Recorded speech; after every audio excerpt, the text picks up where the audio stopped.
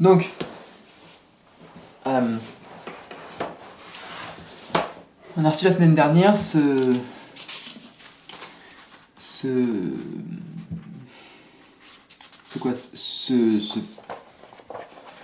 petit livre, puisque c'est un livre parce qu'on peut faire ça, comme ça. Et qui parle de méthodologie pour faire le mémoire. Il y a marqué « Écrire c'est lire, et lire c'est écrire, aide méthodologique à la préparation du mémoire de DNCEP ». Voilà. Alors, donc c'est Margot qui nous l'a passé, et on l'a lu ensemble, on en a parlé, et elle a bien précisé que c'était ce qu'on devait censé faire dans le cadre d'un mémoire classique, mais que justement on n'était pas du tout obligé de faire ça, et même c'était même conseillé de faire un peu autre chose, de tester d'autres formes, et de pas forcément respecter cette méthodologie-là. C'est une méthodologie qui est assez classique, qui est assez universitaire, enfin c'est ce que je crois, hein, il me semble que c'est ce qu'elle avait dit, et que donc du coup on peut bien sûr dépasser ça complètement. Voilà. Donc moi c'est chouette parce que du coup ça m'offre aussi la possibilité de voir qu'est-ce qui serait qu'un mémoire un peu classique, un peu universitaire, et justement pour pouvoir comprendre comment ça fonctionne et pour pouvoir le déconstruire, hein, pour utiliser ce terme qui fait classe. Donc voilà. Alors il y a des trucs que j'ai notés. La thématique du mémoire doit être précise, bien que restant ouverte par ses interdépendances. Tout travail de recherche doit rentrer dans le champ de l'art actuel. Bon, alors du coup, voilà, le champ de l'art actuel...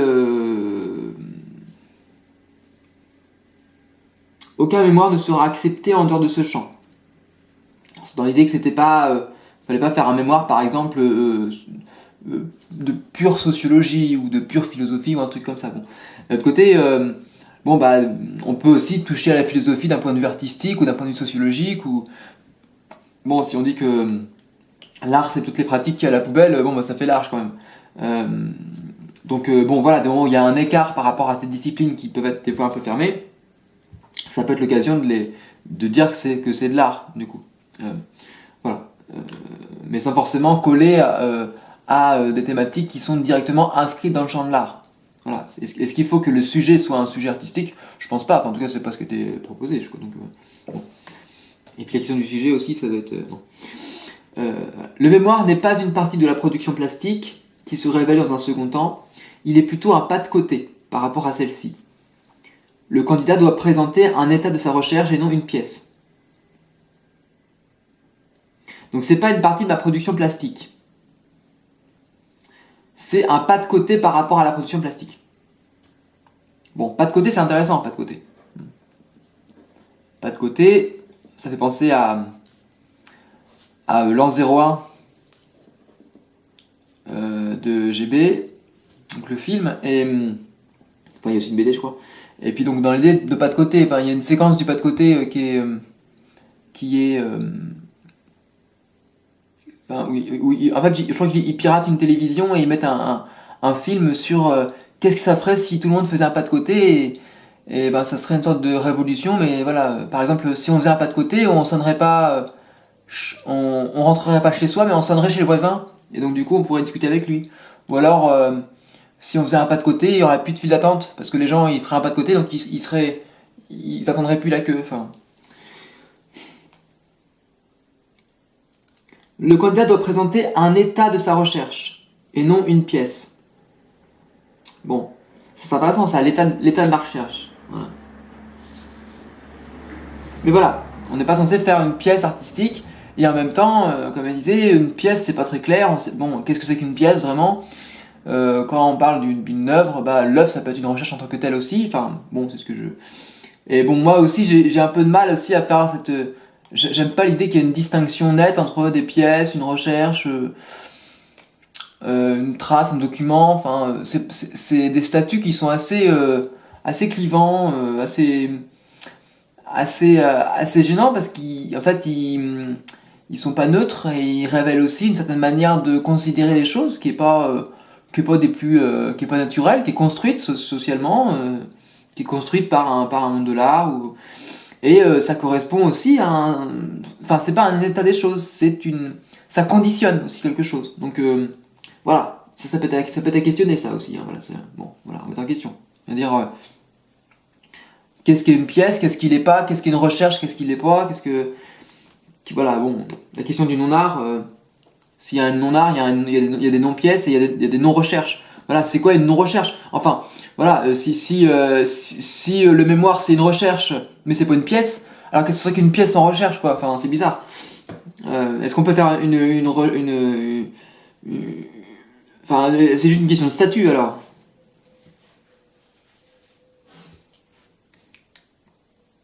Faut faire un pas de côté, faut faire une pièce. C'est un pas de côté par rapport à ma production plastique. D'accord? Ça, je vais bien comprendre. Ok, sauf que bon, si justement. Enfin, en fait, j'ai l'impression de travailler sur le pas de côté, justement. J'ai l'impression de travailler sur le recul et sur un pas de côté permanent.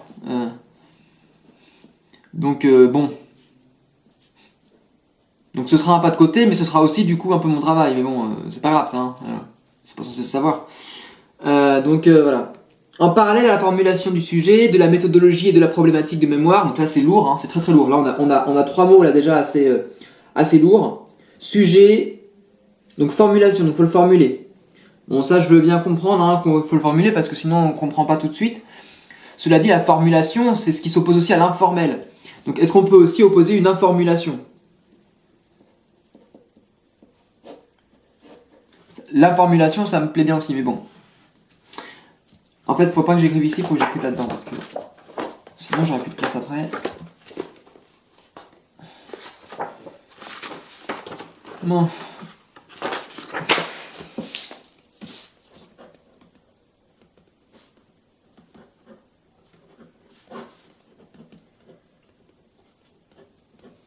Et la formulation, ça pose la question de l'informe. Est-ce qu'on peut faire un mémoire informe? Ça c'est intéressant ça aussi. Voilà. Fragile bataille. Là-dessus. Donc, voilà. Donc, en parallèle à la formulation du sujet, donc la question du sujet. En sujet, ça, voilà, j'en ai déjà un peu parlé, mais moi ça me pose des questions quand même. Hein. Qu'est-ce qui est sujet, qu'est-ce qui est objet, de quoi on parle, qu'est-ce qui est signifiant, qu'est-ce que ça propose comme méthodologie. Donc voilà, en parallèle à la formulation du sujet, de la méthodologie. Donc il faut formuler la méthodologie. Donc la méthodologie, moi ça me plaît beaucoup la méthodologie.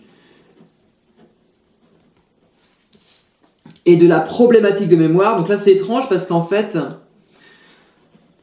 bon, on peut penser que le sujet est lié à la problématique en fait. La problématique va annoncer un sujet, et un rapport entre le sujet. Enfin voilà, problématique c'était par exemple plantes vertes et liberté. Voilà, de voir de quelle manière les plantes vertes sont liées à la liberté.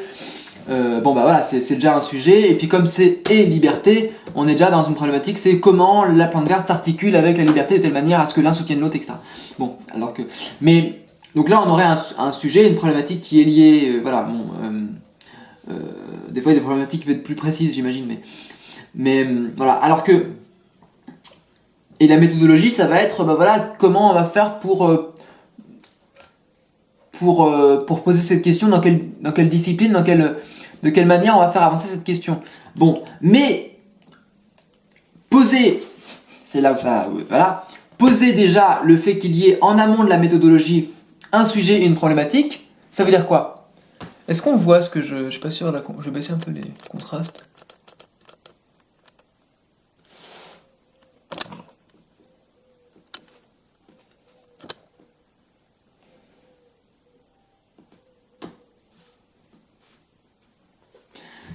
Donc si on en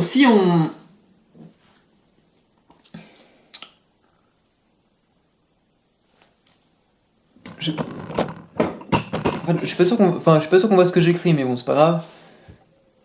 Je sais pas comment faire. Bon, c'est pas mal comme ça. Donc si on voit que Enfin, si on pose en amont de poser la question de la méthodologie un sujet et une problématique, ça veut dire quoi? Ça veut dire que c'est comme s'il y avait un sujet qui était là, ça c'est le sujet, voilà. Et avant même qu'on ait fini le mémoire, on va dériver dans ce sujet, on va essayer de comprendre quelque chose, on va poser une problématique, mais on va pas en sortir en fait. On va être dans un certain cadre qui va être fixé en amont. Alors pourquoi pas, hein, pourquoi pas. Mais c'est déjà une méthodologie. C'est-à-dire que fixer un cadre dans lequel on va chercher des choses, c'est déjà fixer le cadre qui aurait dû être fixé par la méthodologie. En fait, fixer un sujet, c'est un certain type de méthodologie. Voilà. Mais il y a d'autres types de méthodologies, et c'est ce que j'essaie de chercher. Des méthodologies sans objet. Voilà. Donc, qu'est-ce que serait qu'une méthodologie sans sujet? En fait, ça me fait penser, mais j'en parle un petit peu mieux, à ce que Agamben parlait quand il parle d'un moyen sans fin. Ça fait penser à ce que Franck Lepage parle quand il fait la critique du sujet, la critique du projet, parce que ça c'est un projet de faire ça en fait, hein. C'est un certain projet. Ça fait penser à Pierre Merachkovski quand il dit qu'on peut être libre sans contenu. Voilà, il dit que son discours n'a pas de sens, enfin ses films n'ont pas de sens parce que il faut pas qu'il y ait du sens. Et que s'il y a du sens, c'est une prise de pouvoir sur l'autre, et que il veut faire des films sans contenu, parce qu'on peut être libre sans contenu. Donc, Pierre Machkovski, il est libre sans contenu. En fait, c'est un certain déni d'une rationalité. Enfin, c'est pas un déni, c'est une remise en cause, une délégitimation. Bon, une délégitimation de la rationalité.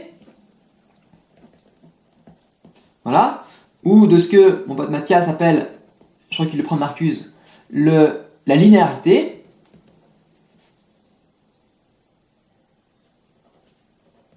Voilà, en considérant qu'il y aurait un sujet, que nous on serait là, qu'il y aurait un sujet qui serait par là, comme ça, et que nous on doit aller vers le sujet. Voilà, donc c'est une ligne droite, déjà. Voilà. Bon, alors. Voilà, donc c'est ça que moi j'essaie de comprendre, de voir ça, en quoi c'est problématique. Voilà, ça se ressemble, moi ce que j'avais essayé de critiquer c'est le projet. Voilà, alors peut-être que le sujet est un peu différent d'un projet. Hein.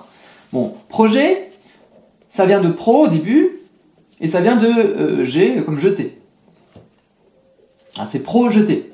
Pro c'est ce qu'il y a, enfin jeter donc c'est quand on jette quelque chose, et pro c'est en avant. Hein, en avant. Donc ça veut dire jeter en avant. Donc ça veut dire que je peux le faire, hein, voilà, je projette. Je projette ça, je fais un projet, hop, voilà. Et ensuite, la planification, ça va être de voir de quelle manière je vais pouvoir arriver jusqu'à ce projet-là. Mais déjà considérer qu'il y a un point où je dois aller, qui va être ce sujet, c'est déjà considérer une certaine méthodologie, quoi. Voilà. Alors bon, après, on peut peut-être se dire que le sujet, c'est pas forcément quelque chose qui se lance comme ça, c'est pas forcément un lieu où il faut être, parce que justement, on le connaît pas, donc c'est aussi une exploration, quelque part.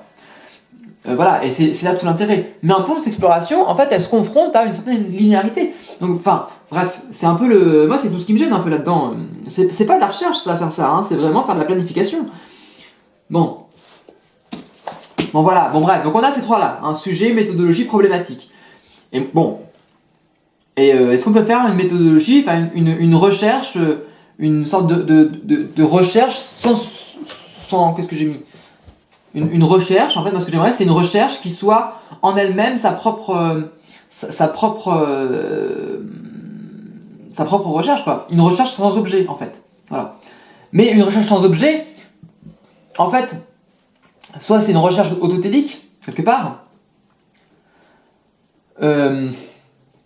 mais elle a forcément besoin de quelque chose en fait, elle s'agrippe quelque part, elle s'agrippe sur un objet. Donc en fait ça serait plutôt une recherche multiple, voilà, une recherche qui serait sans objet, bah, du coup elle serait avec plein d'objets quelque part, parce que s'il n'y en a pas d'objet, il y en aurait plein. En fait il n'y aurait pas simplement un seul objet, il y en aurait plusieurs.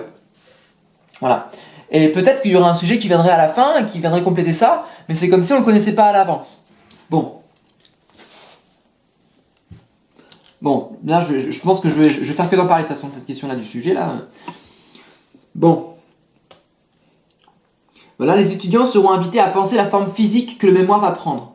Il est essentiel que la forme du mémoire dans le cadre d'une formation artistique soit questionnée. Ça me plaît bien ça, hein.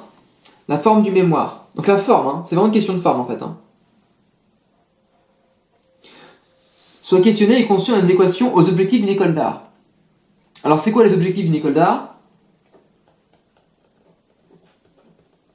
Alors ça, on ne sait pas. Il est intéressant pour les étudiants de faire face à des objets pertinents et atypiques afin d'élaborer leur projet de recherche. Bon, d'accord, ok.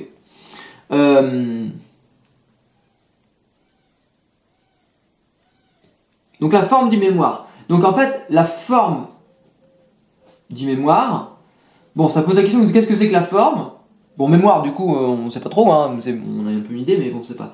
Mais bon, parce que justement, c'est ce qu'il faut questionner. Par contre, forme, c'est intéressant. En forme, parce que, en fait, il y a deux conceptions qui s'opposent sur la forme. Et est-ce que j'ai Agamben là-dedans, là? Où est-ce que j'ai vu ça? Non, je vais reprendre un bouquin.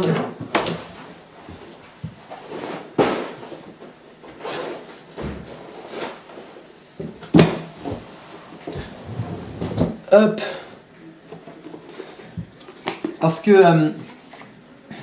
donc c'est cool parce que moi en fait j'ai du mal à comprendre quand on me parle de forme. Parce que... bon, moi j'ai l'impression que les formes elles sont partout en fait. Mais je pourrais peut-être dire dispositif à la place.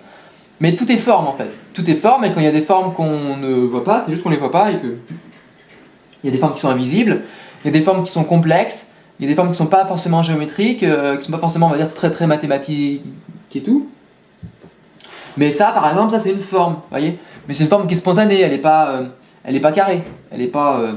Mais bon, si je fais ça là, bon bah c'est une forme particulière. C'est une forme qui n'est pas formalisée en fait. Elle vient de mon bras, elle est faite de manière un peu inconsciente, mais c'est quand même une forme. Voilà. Et tout est forme, voilà, c'est des formes, tout ça c'est des trucs, tout est forme. La forme c'est un certain état d'organisation de la matière. C'est comme ça que je le verrai, voilà. Mais en fait, j'ai compris après coup que les gens quand ils parlent de forme, ils parlent pas comme ça de forme, enfin pas tout à fait. Ils le prennent dans un sens apparemment d'Aristote, qui est une conception un peu idéaliste, de considérer que il y a la matière elle est un peu brute, un peu comment on dit elle est informée justement, elle n'est pas formée, elle est dans une espèce de conglomérat comme ça. Et en fait, justement les artistes ou je sais pas les gens, l'esprit humain comme ça, Dieu va prendre cette matière là, va la travailler, va la manipuler et va en faire une forme. La forme va s'inscrire dans la matière, comme ça. Bon, moi je trouve que c'est une connerie de penser ça. Je pense pas que ce soit fait comme ça. Je pense que ça c'est un certain type de forme, c'est des formes conscientisées et c'est des formes qui sont imposées et que ça pose des problèmes. Ce sont des formes techniques en fait. Mais les formes elles sont déjà là en fait. Elles sont toujours le résultat. Elles sont immanentes à la matière. Enfin, je sais pas ce que ça veut dire immanente, mais elles sont intégrées déjà dans la matière. Et une matière, on peut lui forcer une forme, mais elle avait déjà une forme en amont. Alors là, j'ai plus de batterie. Bientôt. Donc je vais essayer de trouver vite fait ce texte de Guattari, puis après j'arrêterai là du coup. Je pense.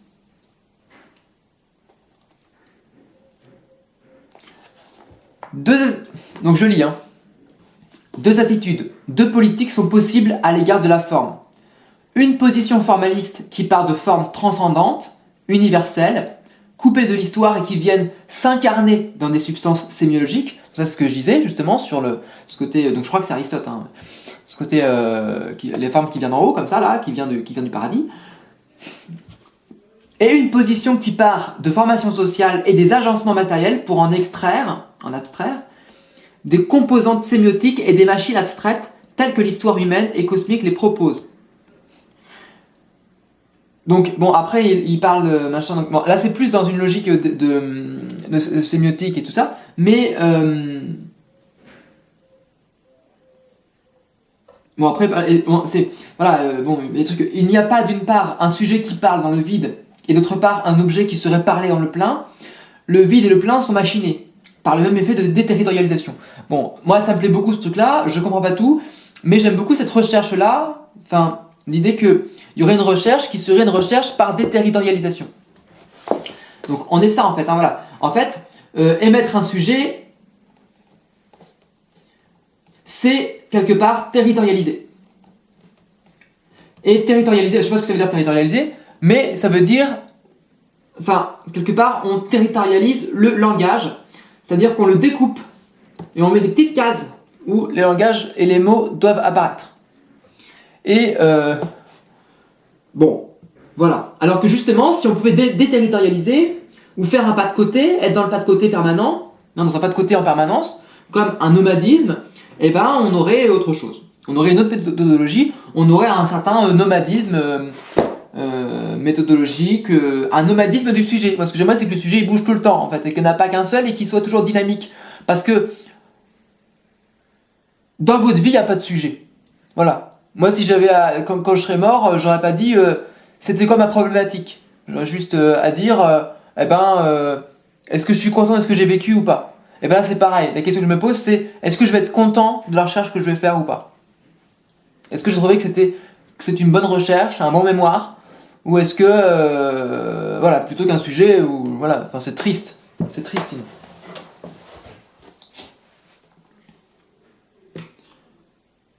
Voilà, après on passera au numéro 2 ici.